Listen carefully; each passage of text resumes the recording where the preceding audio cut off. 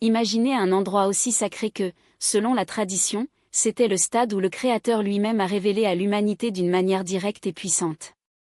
Le mont Sinaï, enveloppé dans le mystère et la révérence, n'était pas seulement le scénario où la loi a été délivrée, mais le point de départ d'un événement qui redéfinit à jamais l'histoire spirituelle de l'humanité. Cependant, que se passe-t-il si ce moment emblématique était des secrets bien au-delà des conseils de la loi? Et si, entre cette révélation divine, il y avait un code caché, accessible uniquement à ceux qui ont été vraiment initiés? Encore plus intrigant, et si Jésus connaissait ces mystères et les avait appliqués à leurs enseignements et miracles? Depuis les moments les plus reculés, la Torah n'a jamais été considérée comme un ensemble de commandements, mais comme une carte céleste, un guide pour comprendre les secrets du divin. Dans la tradition juive, il y a une profonde conviction que les textes sacrés cachent des couches de sens, révélées uniquement à ceux prêts à les déchiffrer. Les sages parlent de 4 niveaux d'interprétation des Écritures, le littéral, les allégoriques, l'homilétique et le secret. Ce dernier, réservé à quelques élus, garderait les clés pour démêler l'essence même de la réalité. Moïse, en escaladant le Sinaï, a non seulement reçu les 10 commandements. Selon la tradition rabbinique, il a été initié dans une connaissance beaucoup plus profonde, une sagesse transmise uniquement aux chefs spirituels du peuple. Ce code n'a pas été explicitement écrit, mais mélangé dans les lettres, les combinaisons et les nombres sacrés de la Torah. Cette tradition, connue plus tard sous le nom de Kabbale, enseigne qu'il y a une structure cachée derrière la création, une connaissance que Moïse aurait reçue directement de la source divine. Mais comment cette connaissance secrète se connecte-t-elle à Jésus? La réponse peut être dans les Essénes, un groupe de juifs mystiques qui recherchaient la pureté spirituelle et qui, selon certaines théories, auraient accès à cette tradition ésotérique. Les manuscrits de la mer morte, découverts à Qumran, révèlent que les Essénes ont interprété les Écritures de manière singulière, mettant en évidence la figure d'un maître de la justice qui apporterait une révélation cachée. De nombreux chercheurs voient des parallèles entre ce maître et la figure de Jésus. Est-il possible que lui, lorsqu'il contacte les Essénes, ait été initié à cette connaissance approfondie des mystères du Sinaï? Ces paroles, pleines de métaphores et de symboles, suggèrent une sagesse qui allait bien au-delà de la compréhension commune de la Torah. Des phrases comme « qui a des oreilles à écouter » indiquaient que leur message contenait des couches de sens, accessibles uniquement à se préparer. De plus, la tradition mystique juive déclare que la langue hébraïque elle-même, considérée comme sacrée, a une structure numérique où chaque lettre a une valeur, permettant des connexions cachées entre des mots distincts. Ce principe, connu sous le nom de guématrie, a été utilisé par les sages pour révéler des significations profondes dans les textes sacrés. Jésus a-t-il dominé cette pratique et l'a utilisée pour transmettre ses enseignements de manière voilée? Un autre point fascinant est la similitude entre Moïse et Jésus en tant que porteur du message divin. Tout comme Moïse est monté au Sinaï pour recevoir la loi, Jésus avait également des moments de lien profond avec son Père avec les montagnes, comme dans l'épisode de la Transfiguration, lorsque son visage brillait comme le soleil, un détail qui fait écho à la récit de Moïse qui descend du Sinaï avec un visage radieux après sa rencontre avec Dieu. Est-ce une indication que Jésus réactivait la même connaissance cachée que Moïse a reçue? La littérature rabbinique suggère également l'existence de connaissances interdites, si puissantes que seuls quelques-uns ont pu le supporter. Il y a des rapports de rabbins qui, lorsqu'ils ont essayé d'accéder aux mystères les plus profonds, ont subi des conséquences dévastatrices. Certains sont devenus fous, d'autres sont morts et un seul a réussi à revenir indemne. Cela indique que ce code perdu n'était pas seulement une théorie, mais une véritable force, dangereuse pour ceux qui n'étaient pas préparés. Les kabbalistes enseignent que la révélation au Sinaï était plus qu'un événement physique, c'était une expérience cosmique, un moment où l'univers lui-même est devenu lorsque Moïse a reçu la Torah. Cela résonne avec quelques paroles de Jésus, qui ont parlé d'un royaume des cieux déjà présent, bien qu'invisible aux yeux de la majorité. A-t-il fait référence à cette dimension cachée de la réalité, connue uniquement des initiés dans la tradition? L'hébreu secret? La grande question qui demeure est, si ce code existait vraiment, il a été perdu ou délibérément caché au fil du temps? Et, plus important encore, Jésus aurait essayé de le révéler au monde? Si oui, pourquoi cette vérité a-t-elle été si rapidement supprimée par les institutions religieuses ultérieures? Dans le segment suivant, nous explorerons la lignée spirituelle qui a peut-être préservé ces connaissances des patriarches à Jésus lui-même. Comment cette sagesse a-t-elle été transmise de génération en génération? Survit-il encore, caché dans les traditions secrètes à ce jour? De l'aube de l'humanité, la transmission de la connaissance sacrée n'a jamais été ouverte. Les anciens patriarches n'étaient pas seulement des chefs spirituels et des guides de leur peuple, mais aussi des gardiens de secrets profonds qui ont façonné la relation entre le divin et les hommes. Cette connaissance, conservée au cours des générations, contenait des clés de la création, de la nature de la réalité et du lien direct avec Dieu. Mais Jésus appartenait-il à cette lignée de gardiens spirituels? Dans la tradition hébraïque, la transmission de la sagesse divine ne faisait pas seulement à travers des textes écrits, mais principalement par une tradition orale soigneusement protégée. La Torah orale, selon les rabbins, a été remise à Moïse au Sinaï avec la Torah écrite. Bien qu'il soit accessible à tous, il était réservé à un groupe d'initiés sélectionnés. Cette connaissance cachée a été transmise d'un maître à un disciple, formant une chaîne ininterrompue qui remonte à des chiffres comme Abraham, Isaac et Jacob. Abraham, considéré comme le père du monothéisme, est décrit comme quelqu'un qui a marché avec Dieu et a compris les mystères inaccessibles à la majorité. Dans la littérature mystique juive, il y a des rapports selon lesquels il aurait reçu une connaissance approfondie des cieux et de la terre, quelque chose qui se manifestait dans la sagesse transmise à ses descendants. Le livre d'Hénoch, un texte apocryphe d'origine ancestrale, mentionne qu'Abraham avait une compréhension des secrets célestes et terrestres, quelque chose qui influencerait les enseignements de ses successeurs. Isaac et Jacob, à leur tour, sont décrits comme des figures qui ont préservé cette connaissance sacrée. Ce que peu savent, c'est qu'il y avait une lignée spirituelle parallèle, un groupe restreint d'hommes et de femmes qui ont reçu des instructions directes sur les réalités cachées de l'univers. Melchizedek, le mystérieux roi du prêtre, est l'une des figures les plus énigmatiques de cette lignée, le mystérieux roi du prêtre. Il est décrit comme quelqu'un sans père, sans mère, sans généalogie, une figure intemporelle qui a offert du pain et du vin à Abraham après une victoire. Ce détail n'est pas décontracté, dans la tradition ésotérique, Melchizedek représente une sacerdoce éternelle, liée à une sagesse plus élevée. Dans les Écritures du Nouveau Testament, Jésus est directement associé à cette lignée, suggérant un lien profond avec cette connaissance ancestrale. Ce n'est pas un hasard si la figure de Jésus est intrinsèquement liée à l'ordre de Melchizedek, un détail que les Écritures ne lâchent pas inaperçu. La lettre aux Hébreux le présente comme « prêtre selon l'ordre de Melchizedek », une déclaration qui va bien au-delà d'un titre honorifique. Cela suggère qu'il n'appartenait pas uniquement au sacerdoce lévitique traditionnel, avec ses règles et rituels établis, mais à une lignée spirituelle distincte, un flux de sagesse qui opérait dans l'ombre de l'histoire, transmis uniquement à ceux préparés à le recevoir. Et voici le mystère, si Jésus n'était pas un lévite, comment a-t-il dominé la connaissance que même les maîtres du temple ont même compris dans leur intégralité? La réponse peut être dans la tradition cachée de Shekinah, la présence divine s'est manifestée dans le monde. Les anciens mystiques hébreux ne l'ont pas vu comme un simple concept théologique, mais comme une force vivante, une lumière qui pourrait être vécue par ceux qui sont devenus leurs canaux. Les patriarches, comme Abraham et Moïse, ont été décrits comme des porteurs de cette énergie sacrée, et Jésus, déclarant que le royaume de Dieu est en vous, il semble faire écho à cette même vérité. Shekinah n'était pas un privilège de quelques-uns, mais une réalité accessible à ceux qui l'ont effacé pour le recevoir. Mais comment accéder à ces connaissances? Les écritures ésotériques de l'Ancien Testament parlent de la sagesse réservée, une intelligence active qui a guidé ceux qui l'ont recherchée avec sincérité. Le livre des Proverbes personnifie la sagesse en tant qu'entité divine, une révélation qui il pleut la compréhension commune, quelque chose que seuls les maîtres spirituels pourraient déchiffrer. La tradition juive est pleine de rapports de prophètes et de rabbins qui ont dominé ces secrets. Élia, par exemple, a non seulement échappé à la mort, être emmené au ciel dans un tourbillon, mais a également été associé à Jésus dans les moments clés, comme dans la transfiguration, quand il apparaît à côté de Moïse.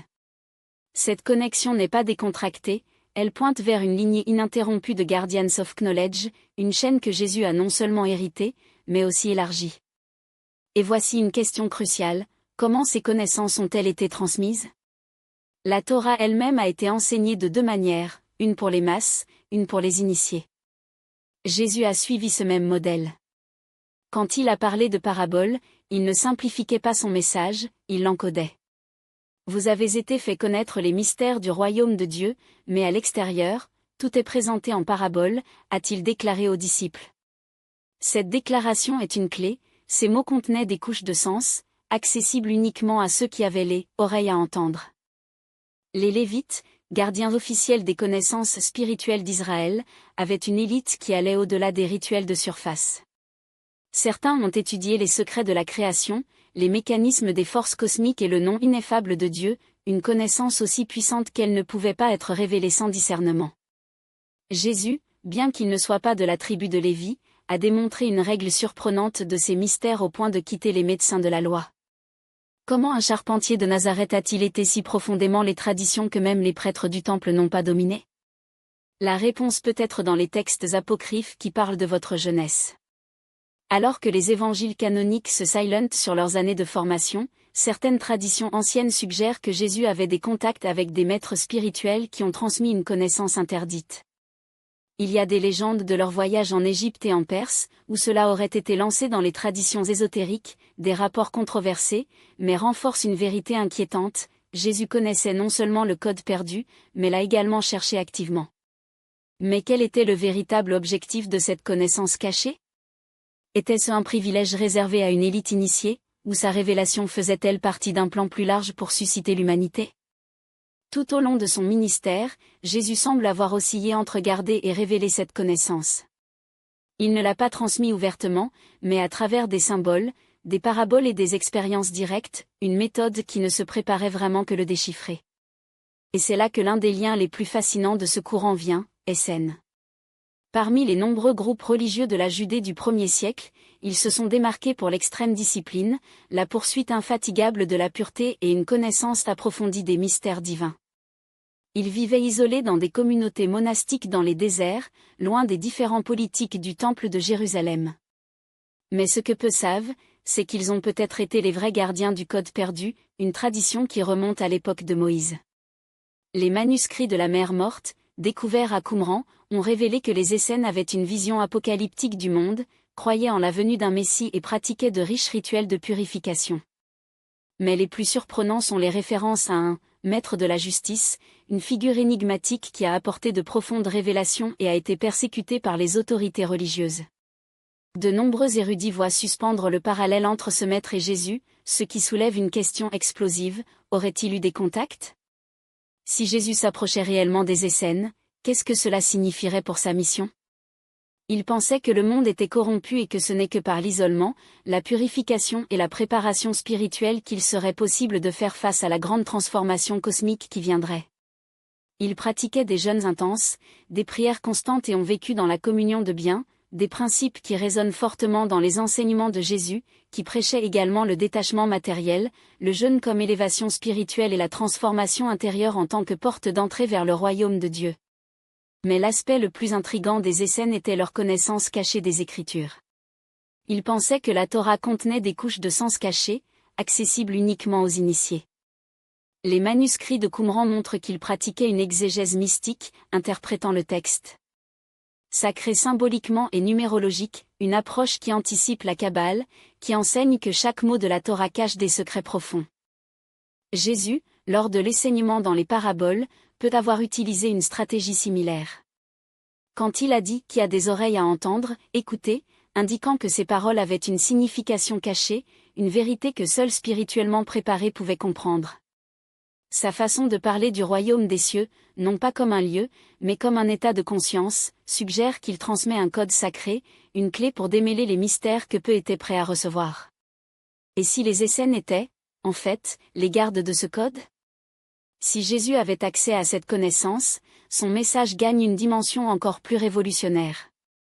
Ce ne serait pas seulement restaurer la foi d'Israël, révélerait un chemin oublié, une sagesse qui pourrait transformer non seulement un seul peuple, mais aussi l'humanité elle-même. Et si cet héritage n'était pas seulement un héritage essène, mais une tradition encore plus ancienne, peut-être aussi éloignée que les propres mystères du Sinaï? Pour eux, la révélation accordée à Moïse n'était pas un simple ensemble de lois, mais une clé principale pour déchiffrer l'architecture de l'univers. Ils pensaient que les connaissances transmises dans cette montagne sacrée contenaient des vérités si profondes qu'ils dépassaient la compréhension commune, un trésor qui devrait être conservé à tout prix, comme un feu sacré qui ne pouvait pas sortir. Si Jésus est entré en contact avec cette tradition, tout a du sens, son interprétation radicale de la loi, son accent sur la transformation intérieure plutôt que sur l'obéissance aveugle aux rituels externes, même son autorité pour défier les institutions religieuses de son époque. Les Essénes, après tout, avaient un rituel qui résonne pendant des siècles, l'immersion dans les eaux comme symbole de la purification spirituelle. Cet acte, qui ressemble au baptême, ne faisait étrangement pas de symbolisme, mais un portail pour renouer avec le divin. Jean-Baptiste, celui qui a pleuré dans le désert et baptisé en Jordanie, pourrait bien être un héritier de cette pratique. Et si Jean était lié aux Essénes, comme de nombreux chercheurs le suggèrent, alors Jésus, baptisé par ses mains, ne serait pas seulement lavé, il serait initié à un chemin spirituel oublié. Mais il y a plus, les Essénes avaient une vision du temps et de la prophétie qui a contesté la logique linéaire de l'histoire. Pour eux, les événements n'étaient pas des chances isolées, mais ont fait écho à des cycles sacrés, répétant comme signe d'un plan divin plus grand. L'arrivée d'un nouveau prophète ou du Messie n'était pas un fait isolé, mais la manifestation d'un motif caché, du tissu depuis l'époque de Moïse, d'Élie et des grands voyants d'Israël. Lorsque Jésus a fait référence à ces anciens prophètes pour parler de l'avenir, il ne citait pas seulement les Écritures, il décodait une carte spirituelle, révélant que sa mission était la prochaine pièce d'un puzzle cosmique.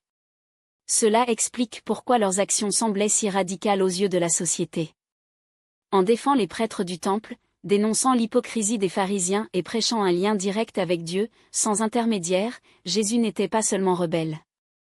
Il rétablissait une vérité perdue, une sagesse que les Essénes ont protégée en tant que gardiens d'un secret trop dangereux pour être révélé sans préparation. Pour ceux qui ont compris les mystères du Sinaï, ces paroles n'étaient pas l'hérésie, mais la réactivation d'une connaissance du sommeil, l'éveil de la divinité intérieure et l'accès direct à la source de toute sagesse sacrée.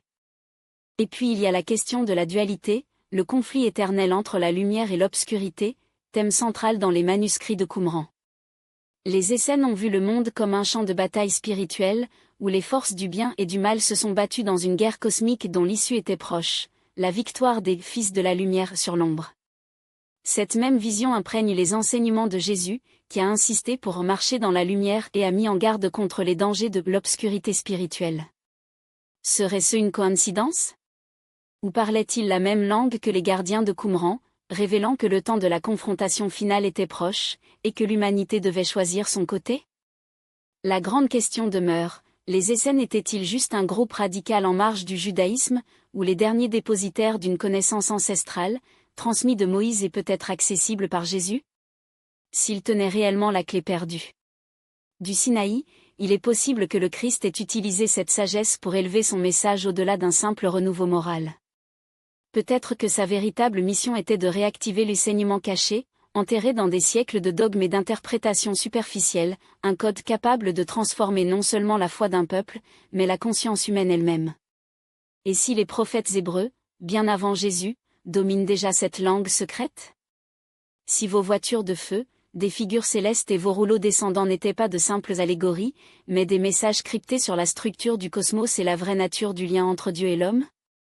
La Kabbale enseigne que chaque mot de la Torah et les livres prophétiques a été choisi avec une précision mathématique, tissé dans des modèles symboliques où les nombres et les lettres révèlent des secrets cachés. Les rabbins savaient, les prophètes ont utilisé Gematrie, le système numérique des lettres hébraïques pour cacher des révélations si puissantes que seuls les initiés pouvaient les déchiffrer. Lorsque nous regardons les enseignements de Jésus, nous trouvons la même méthode. Il a parlé de paraboles, des histoires apparemment simples, mais chargées de couches de sens.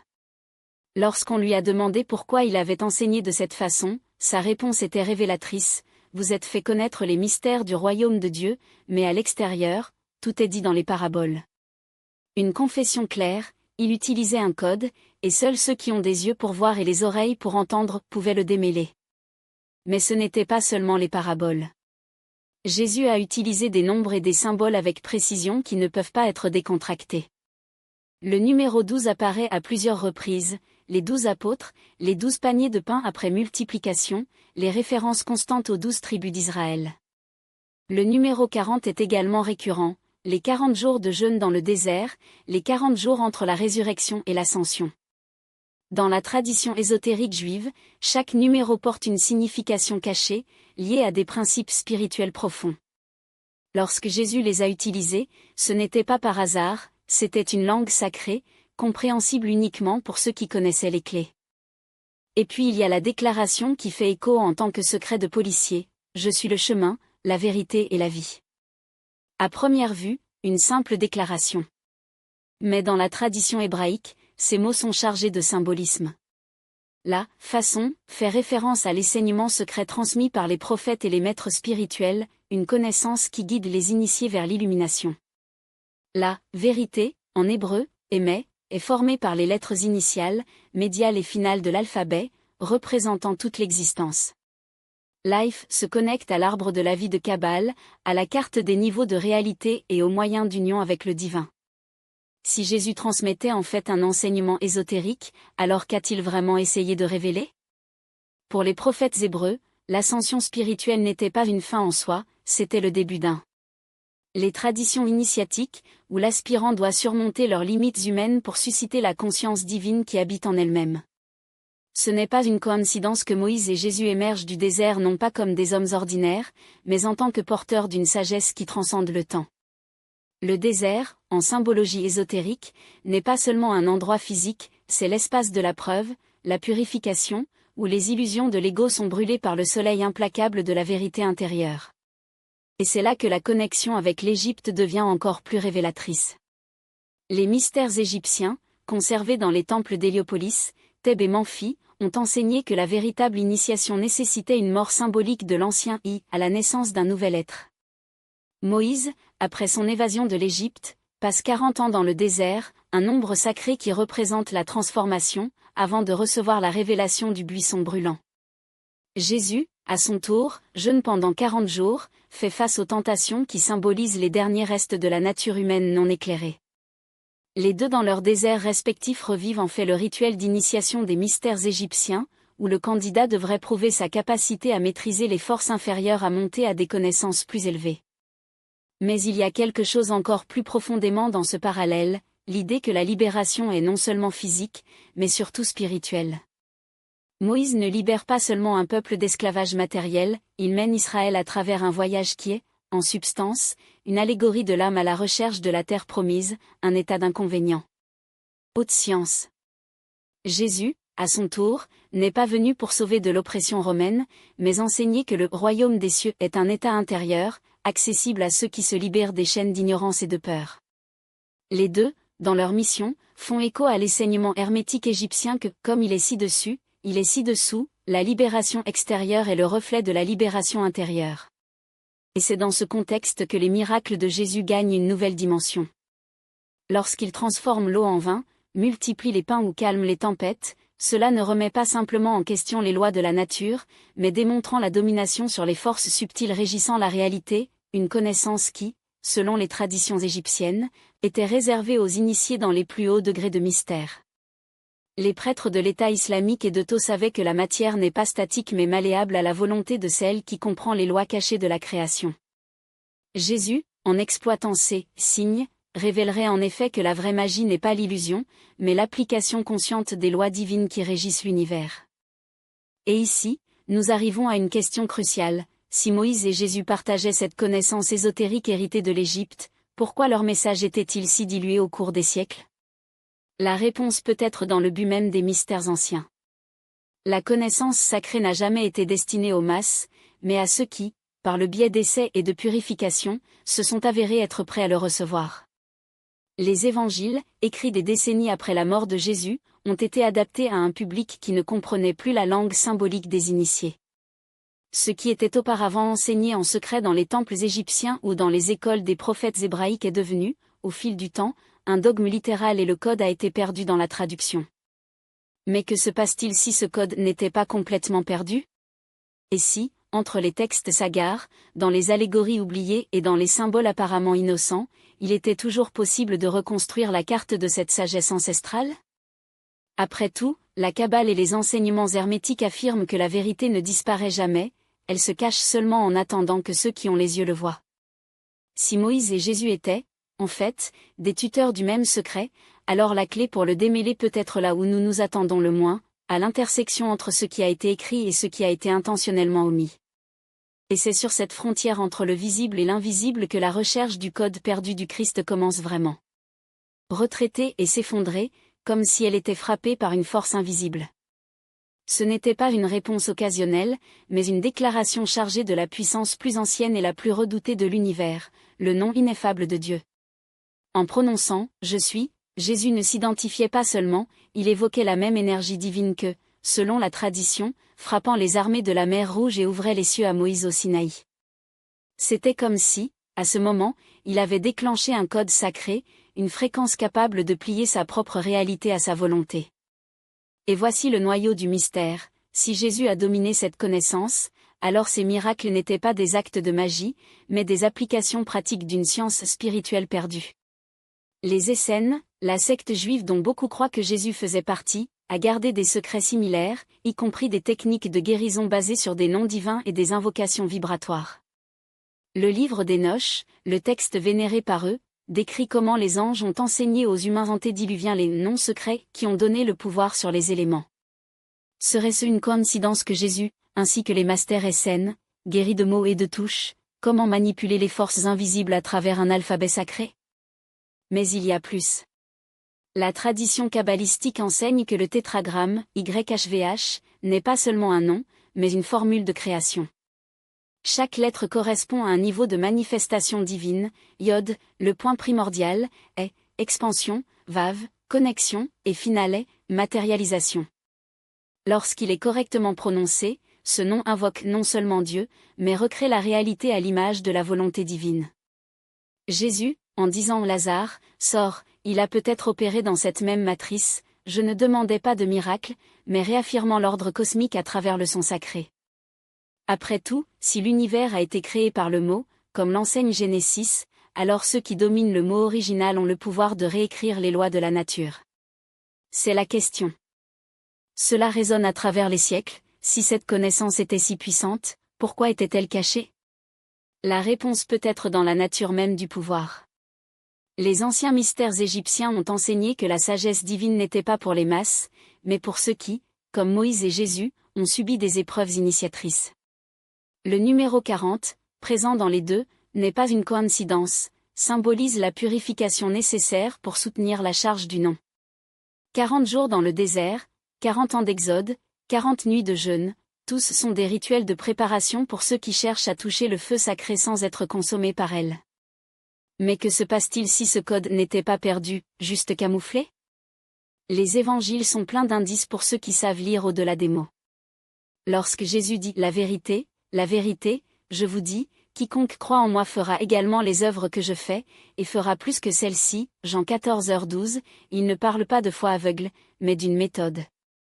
Une méthode basée sur la même science qui a permis à Moïse de diviser les eaux et de marcher sur eux.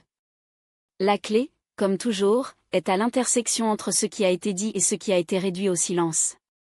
Et c'est dans ce silence que la prochaine pièce du puzzle se révèle, le baptême de Jésus.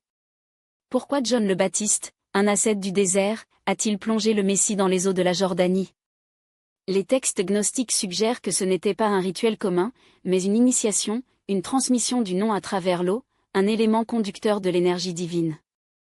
Lorsque la voix céleste déclare « Ceci est mon Fils bien-aimé, en qui il me souffre », Matthieu 3h17, cela peut confirmer non seulement une affiliation spirituelle, mais l'activation d'un code, la même chose que, selon la Kabbalah, est transmise de maître à disciple depuis l'époque d'Abraham.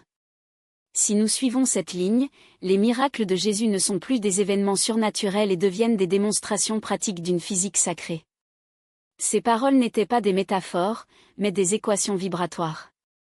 Son toucher n'était pas symbolique, mais une transmission directe de l'énergie énergétique.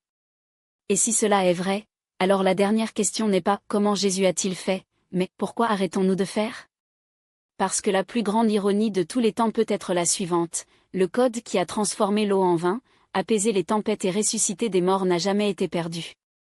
Il est ici, parmi nous, caché à la vue simple et non dans les temples en pierre, mais dans les mots que nous prononçons, dans les sons que nous ignorons, et en fait le plus inquiétant de tous, quiconque découvre le nom peut, comme Jésus, devenir un architecte de la réalité. Ce qui laisse tomber les hommes avec un souffle et fait trembler le sol n'est pas une force brute, mais la vibration d'un son que le monde a oublié. Lorsque les gardes du temple sont tombés comme des oreilles sous la faux, ce n'était pas par crainte, c'est parce que le nom de Jésus prononcé a résonné dans ses cellules, déstabilisant son propre problème qui les soutient. Ce n'est pas le comportement d'un mot commun. C'est la signature de la technologie divine, aussi précise que dangereuse, uniquement livrée à ceux dont les yeux ne sont plus dupés par les ombres. Et voici le mystère qui palpitant des siècles de silence, si Jésus a dominé ce code, pourquoi ses disciples ne l'ont-ils pas crié des toits? Pourquoi, au lieu d'illuminer le monde, cette clé a été enveloppée dans des paraboles et chuchotée seulement progressivement? La réponse réside dans la nature du feu, vous ne donnez pas de torche à ceux qui jouent toujours avec des bâtons. Les anciens maîtres hébreux savaient que la connaissance sans sagesse est une arme pointée sur lui-même. Le nom n'était pas censé être décoré, mais vivait, et seuls ceux qui étaient déjà morts pour l'ego pouvaient supporter leur poids sans brûler.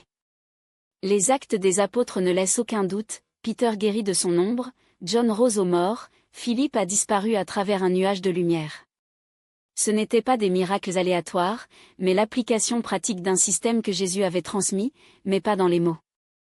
Il les avait entraînés, alors que les SN forment leurs initiés, avec des jeunes qui ont réglé la perception, les immersions d'eau qui ont lavé les souvenirs du monde matériel et les méditations nocturnes où la frontière entre le ciel et la terre s'est dissoute. Le « en mon nom » qu'ils ont invoqué n'était pas un mot de passe, c'était une fréquence, la même qui avait fait s'effondrer les gardes du temple. Mais où est cette connaissance aujourd'hui? Ce qui n'a jamais été vraiment caché n'est pas perdu. Les textes gnostiques parlent d'un Christ intérieur qui se réveille lorsque le nom est rappelé. Les kabbalistes décrivent Tikkun, la réparation du CR. Par la prononciation sacrée. Et Jésus lui-même a laissé des indices dispersés comme des miettes, le royaume des cieux est en vous, non pas comme une métaphore pieuse, mais comme un manuel d'instruction. Il ne parlait pas d'un endroit, mais en tant qu'état de conscience aussi réel que cette page que vous lisez, mais accessible uniquement lorsque l'esprit est détaché des cordes de la matière. Imaginez un instant, que se passe-t-il si le royaume n'est pas un prix post-mort, mais une porte dimensionnelle qui s'ouvre ici et maintenant, pour ceux qui savent comment régler la bonne fréquence? Essen l'a appelé Olam Abba, pas un monde à venir, mais une couche de réalité qui coexiste avec la nôtre, séparée uniquement par l'épaisseur d'un voile. Jésus l'a appelé « royaume des cieux » et les kabbalistes, par Ein Sof, l'infini sans limite. Trois noms pour la même vérité, l'existence n'est pas linéaire, elle est multidimensionnelle et nous sommes les seuls que nous choisissons de vivre dans une seule de ces pistes. Quand il a dit « Je me suis converti », parce que le royaume est proche, ce n'était pas un avertissement apocalyptique, c'était une invitation à changer de perception. En tant que radio qui doit être ajustée pour capturer une saison, l'être humain doit naître de nouveau, Jean 3, pas dans le sens religieux mais neurologique, une reconfiguration de l'esprit pour voir au-delà du spectre visible. Les mystères de Merkaba, la voiture céleste d'Ézéchiel, ne sont pas des légendes, ce sont des cartes d'un processus d'ascension où la conscience apprend à naviguer entre les plans. Lorsque Jésus est apparu et a disparu parmi les disciples après la résurrection, ce n'était pas une astuce, c'était la démonstration qu'il avait dominé cette mécanique. Et le plus dérangeant? Il a quitté la méthode enregistrée lors du dernier souper. Le pain n'était pas de la nourriture, c'était la question consacrée. Le vin ne buvait pas, c'était l'esprit libéré. En les unignant, Jésus enseignait l'alchimie finale, la transmutation de la conscience ordinaire dans la conscience cristalline. C'est mon corps n'était pas un symbolisme, c'était la physique quantique appliquée à la spiritualité.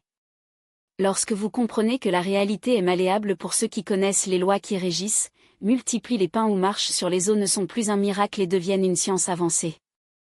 Les paraboles sont la preuve. Le grain de moutarde qui pousse jusqu'à ce qu'il devienne un arbre. C'est la conscience qui s'étend au-delà des limites de l'ego. Le trésor caché sur le terrain? C'est le royaume enterré sous des couches conditionnelles, espérant être déterminé par ceux qui sont prêts à creuser. Et quand il dit que le dernier sera le premier, il révèle le secret final, l'accès n'est pas pour les puissants, mais pour les vides, ceux qui, comme les enfants, n'ont pas peur de lâcher ce qu'ils savent plonger dans l'inconnu. Parce qu'à la fin, le royaume n'est pas une destination. C'est un réveil. Et la question est, si Jésus le pouvait, pourquoi pensez-vous que vous ne pouvez pas? La vraie révolution n'a jamais été prêchée en chair, a été chuchotée dans les déserts, écrite en code et conservée par ceux qui comprenaient. Le royaume n'est pas un endroit où il va, mais un état d'être éveillé. Et si ce réveil était la plus grande menace jamais confrontée par les systèmes de contrôle? Parce qu'il n'y a rien de plus dangereux qu'un être humain qui découvre qu'il porte le divin en lui-même. Les premiers siècles du christianisme n'étaient pas une époque d'illumination spirituelle, il était un champ de bataille. Alors que les disciples de Jésus ressentaient toujours l'écho de ses paroles, une machine à puissance se déplaçait déjà pour effacer ce qu'il enseignait vraiment.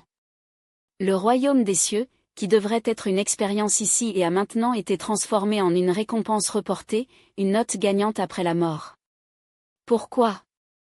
Parce qu'un peuple qui croit que le salut dépend des rituels, des hiérarchies et des intermédiaires est beaucoup plus facile à gouverner qu'un peuple qui savait que la clé du paradis est entre leurs mains. Les gnostiques ont compris cela. Pour eux, Jésus n'était pas un sauveur qui est mort pour les péchés, c'était un maître qui a révélé comment transcender l'illusion du péché. Votre évangile n'a pas parlé de repentir, mais pour éveiller, le royaume est en vous et en dehors de vous. Quand vous vous connaissez, vous serez connus et que vous êtes des enfants du Dieu vivant. Évangile de Thomas, ce n'est pas une promesse de foi aveugle, c'est une invitation à la souveraineté spirituelle. Et c'est exactement pourquoi il a été réduit au silence. Imaginez le danger, si chaque personne pouvait accéder au divin sans avoir besoin de prêtre, sans dépendre de dogmes, sans elle. Que resterait-il pour justifier le pouvoir de l'Église? Le Conseil de Nicéa, en 325 après J.C., n'était pas un débat théologique, c'était un coup d'État spirituel. Sous le parrainage de l'empereur Constantin, les chefs religieux ont choisi quel texte serait sacré et qui serait brûlé. Les évangiles qui parlaient de la connaissance de soi, de la lumière intérieure, un Christ qui a appris à devenir divin de ceux de Marie-Madeleine, Philippe et Thomas More dans l'ombre. Pourquoi? Parce que le vrai message de Jésus ne visait pas à adorer Dieu, mais à être comme Dieu. Et le plus ironique? Alors que l'Église a construit des cathédrales pour abriter un Dieu lointain, les mystiques du désert, les parents du désert, pratiquaient en silence ce que Jésus a vraiment enseigné, la prière comme état de conscience, le jeûne comme purification de l'esprit, le silence comme porte de l'infini. Ils n'ont pas prié Dieu, ils ont fusionné avec Dieu. Ces techniques, répétition de mantras sacrés, méditation profonde, étaient des héritiers directs vers les pratiques des mystiques juifs que Jésus connaissait. Mais cette tradition était trop dangereuse pour être laissée en liberté. Et puis est venue la chasse aux sorcières spirituelles. Les Templiers, qui auraient gardé des secrets sur un Jésus très différent de ce que l'Église a prêché, a été exterminé. Les Cathars, qui croyaient à la divinité intrinsèque de l'être humain, ont été brûlés. Les kabbalistes, qui ont déchiffré les codes cachés de la Torah, les mêmes codes que Jésus aurait pu utiliser, ont été persécutés. Pourquoi? Parce que ceux qui ont la connaissance de la façon de se réveiller détiennent le pouvoir royal. Et le système n'a jamais abandonné ce contrôle. Aujourd'hui, les indices de cette connaissance survivent dans les fragments, dans les textes gnostiques trouvés dans Nag Hammadi, les enseignements secrets de la Kabbale, dans les pratiques méditatives qui résonnent les paroles de Jésus quand il a dit « vous connaître ». Si le royaume est en effet un état de conscience, alors la question qui ne veut pas faire taire est « pourquoi attendez-vous toujours l'autorisation d'entrer ?» Ce n'est pas un hasard si les institutions qui ont le plus profité de la foi ont travaillé sans relâche pour effacer ces connaissances. Si Jésus a réellement enseigné que le royaume des cieux est en vous, pas dans les temples, ni dans les intermédiaires, ni dans les dogmes imposés, alors toute la structure du pouvoir religieux institutionnel s'effondre. L'autorité ne serait plus entre les mains des évêques ou des papes, mais dans la conscience de chaque individu. Et cela prouve que l'histoire est quelque chose que les systèmes de contrôle n'ont jamais autorisé. La question que la gorge est-il possible de récupérer ces connaissances? Au cours des derniers siècles, des morceaux de cette sagesse ont commencé à émerger des ombres. La découverte des évangiles mortes et des évangiles gnostiques de Nag Hammadi au XXe siècle a révélé quelque chose d'explosif. Le christianisme primitif était beaucoup plus diversifié, plus mystique et plus révolutionnaire que la version officielle nous a fait croire. Ces textes ont des preuves d'un enseignement caché de Jésus, un enseignement qui a été délibérément exclu des dossiers canoniques. S'il avait vraiment accès au code perdu du Sinaï et essayait de le transmettre, ces mots peuvent toujours être cachés entre les lignes de ce qu'il est arrivé. L'étude de ces fragments n'est pas seulement un exercice académique, c'est une recherche de la reconstruction de ce qui nous a été volé. Et si ce code pouvait être redécouvert aujourd'hui? Qu'est-ce que cela signifierait pour la spiritualité, et pour l'humanité? L'histoire nous enseigne une vérité indéniable, la connaissance n'est jamais vraiment perdue. Il ne se cache que, attendant ceux qui sont prêts à le revoir.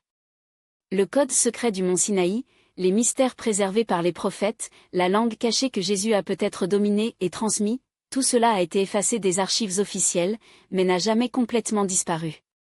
La question qui restait, pouvons-nous le récupérer maintenant? Et si oui, comment? Pour déchiffrer ce puzzle, nous devons examiner 3 sources fondamentales, les anciens textes mystiques, les traditions ésotériques qui ont résisté au temps et aux enseignements de Jésus, religieux avec les yeux exempts de liens dogmatiques. Le premier morceau est dans les manuscrits qui ont échappé à la censure. Les évangiles gnostiques, les rouleaux de mer morte, les textes kabbalistiques et les traditions orales rabbiniques ont des fragments de connaissances qui ont été intentionnellement exclus du christianisme institutionnalisé. Dans ces pages, nous trouvons un Jésus radicalement différent, pas seulement un maître moral, mais un initiate qui a appris à accéder à des dimensions supérieures de la conscience, à transformer la réalité par le mot et à reconnaître l'étincelle divine en elle-même. L'une des preuves les plus frappantes de cet enseignement caché se trouve dans l'Évangile de Thomas, un texte interdit de la Bible officielle, où nous lisons « Si vous faites la lumière sur ce que vous avez en vous, cela les sauvera. Si vous ne les détruisez pas. » Il n'y a pas de salut dans les dogmes externes. Il n'y a pas de libération dans l'obéissance aveugle. Le voyage spirituel est, surtout, un éveil interne, une idée qui résonne directement avec les enseignements kabbalistiques sur la nature cachée de la réalité. Mais il y a plus. Un autre fragment de ce code perdu peut être dans la structure même des textes sacrés. La Kabbale enseigne que la Torah devrait non seulement être lue au niveau littéral, mais aussi symboliquement, numérologique et métaphysique. Les rabbins ont parlé de 4 couches d'interprétation, Pécha, littéral, Ré, allégorique, Dorash, interprétatif, et Sod, secret. Cela signifie que lorsque Jésus a parlé de paraboles, il transmettait des messages de plusieurs niveaux, censés uniquement par ceux qui avaient les clés pour les déchiffrer. S'il a vraiment dominé le code du Sinaï, il a probablement essayé de le réintroduire à ses disciples les plus proches. Et les rapports des apôtres après la résurrection sont révélateurs. Peter, John et James ont commencé à effectuer des miracles et à vivre des expériences mystiques qui les ont élevés à un autre niveau de conscience. Ils ont vu quelque chose au-delà des paroles publiques de Jésus. Mais pourquoi ces connaissances ont-elles été réduites au silence? La réponse, comme nous l'avons vu, est en contrôle. Lorsque le christianisme est devenu une institution, il fallait transformer le message de Jésus en quelque chose de gérable, accessible aux masses, mais avec les mystères les plus profonds limités à une élite de bureau. La connaissance ésotérique sur le royaume des cieux a été remplacée par des interprétations simplistes, où le salut dépendait des rituels et de l'obéissance, pas d'un réveil interne. Cependant, ces connaissances n'ont jamais été complètement effacées. Il a survécu dans des traditions secrètes, des ordres d'initiative et des sociétés mystiques qui préservaient les fragments de cet enseignement caché au cours des siècles. Les Cathars, les Templiers, les Rosicruciens, les mystiques du désert, les soufis, ils ont tous transporté des échos des enseignements les plus profonds que Jésus a peut-être transmis en particulier. Mais peut-être que la plus grande piste est selon les propres mots de Jésus lorsqu'il s'agit d'une nouvelle compréhension. Si nous revenons à certaines de leurs phrases les plus célèbres, nous verrons qu'ils peuvent être une carte pratique pour accéder à cette sagesse perdue. Le royaume de Dieu est en vous. L'accès au divin ne dépend pas des autorités externes, mais d'un processus d'éveil interne. Vous saurez la vérité, et la vérité vous libérera. La connaissance cachée est la véritable façon de la libération spirituelle. Je demande, et vous vous donnerez, cherchez, et vous le trouverez, et vous serez ouverts, et vous vous ouvrirez. L'accès à ces connaissances dépend d'une recherche active, un véritable désir de vérité. Si vous avez la foi comme grain de moutarde, vous dira à cette colline, treuche d'ici à là et il sera transféré. La conscience éveilla la réalité qui façonne la réalité. Ces mots, lorsqu'ils sont analysés à la lumière du mysticisme juif et des traditions ésotériques, suggèrent que Jésus transmettait un enseignement secret sur la nature de la réalité, la puissance de l'esprit et la connexion directe avec le divin. Alors, comment pouvons-nous redécouvrir ces connaissances aujourd'hui? 1. Étudier les textes cachés. Les rouleaux de la mer morte, les évangiles gnostiques et la tradition kabbalistique contiennent des morceaux de ce code perdu. 2. Réinterpréter les enseignements de Jésus à la lumière de la spiritualité ésotérique. Beaucoup de leurs paroles ont une signification profonde lorsqu'elles sont comprises dans le contexte de la sagesse juive cachée. 3. Pratiquer la connexion directe avec le divin. La prière contemplative, la méditation et le silence intérieur sont essentiels pour accéder aux états de conscience supérieurs. 4. Explorer le pouvoir du mot et le nom secret. La vibration des mots et de l'intention est au cœur des enseignements mystiques, quelque chose que Jésus semble avoir dominé et enseigné. Quand il a dit, au début, c'était le Verbe, il ne parlait pas d'une métaphore. Il révélait un mécanisme. 5. Éveillez-vous au royaume intérieur, le véritable héritage du Christ.